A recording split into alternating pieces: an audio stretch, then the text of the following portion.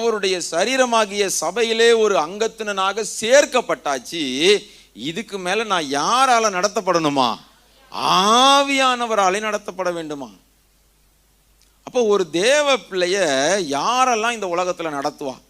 சொல்லுங்க, யாரெல்லாம் இந்த உலகத்துல நடத்துவா? எங்க அப்பா நடத்துவாரு, எங்க அம்மா நடத்துவாங்க, எங்க ஊழியர் நடத்துவாரு, என் ஃப்ரெண்டு நடத்துவாரு, என் பக்கத்து வீட்டுக்காரர் நடத்துவாரு.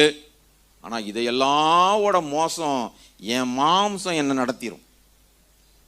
இந்த ரோமருக்கு எழுதின நிருபம் 8வது அதிகாரத்துல முதல்ல இருந்து நீங்க வாசிச்சீங்கன்னா மாம்சத்தின்படி மாம்சத்தின்படி மாம்சத்தின்படின்னு வந்துகிட்டே இருக்கும். 13ஆம் வசனத்தை வாசிக்கும் போது மாம்சத்தின்படி பிழைத்தால் செத்துருவீங்கன்னு சொல்லியிருக்கு.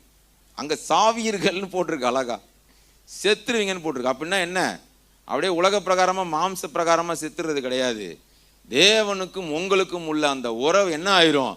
துண்டிக்கப்பட்டு விடும்.